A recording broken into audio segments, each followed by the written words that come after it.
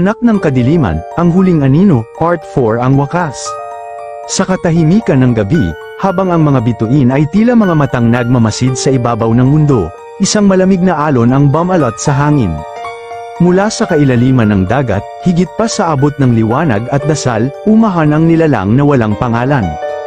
Hindi ito isinilang, hindi rin ito hinulma ng mga Diyos, isa itong guni-guni ng galit, isang nilalang na ipinanganak mula sa takot ng mga nilimot, ang aninong walang pinagmulan. Sa templo ng dalawang anino, biglang nanginig ang mga batong may ukit ng sinaunang panalangin. Nagising si Lucia sa gitna ng gabi, ang Codex Tenebris sa kanyang kamay ay muling nagliyab, ngunit ngayoy walang kulay, walang liwanag, pawang abong umiikot sa hangin. Sa kabilang dako, si Elian, na noon ay nasa baryo ng santuario, ay napatigil sa kanyang paglalakbay. Ang kanyang anino ay biglang hindi na sumusunod sa kanyang galaw, ito'y tila may sariling buhay, at humihila palayo. Sa gitna ng kanilang pagkakahiwalay, isang tinig ang damaloy sa hangin, ito'y walang anyo, walang laman, ngunit kayang pasukin ang kalooban. Hindi sapat ang liwanag, hindi sapat ang dilim, ako ang pagitan na hindi nyo naintindihan.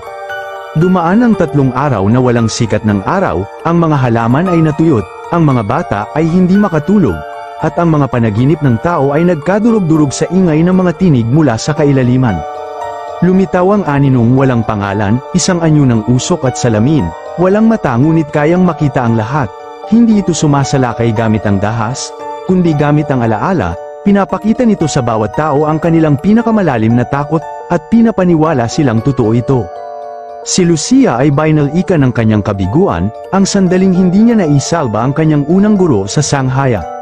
Si Elian naman ay binalik sa kanyang pagkabata, nakita niya ulit si Aling Rosa, ngunit ngayon ay umiiyak, sinisisi siya sa lahat ng pagkawasak.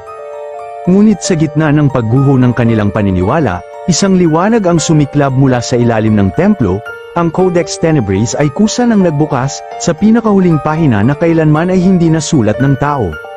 Nais ng nilalang na burahin ang lahat, dahil ito'y hindi tinanggap ng liwanag, at hindi rin niyakap ng dilim, isa itong patunay na kahit ang mundo ay may hindi kayang ipaliwanag.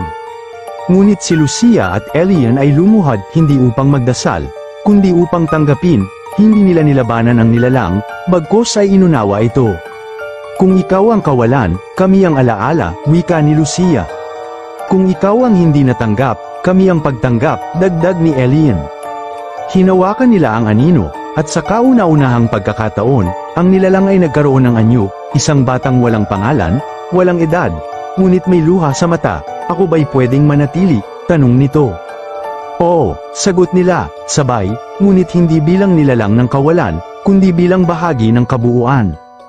At sa huling sandali, ang anino ay naging ulap, naging ulan, at bumagsak sa mundo bilang tubig na bumuhay sa tuyong lupa.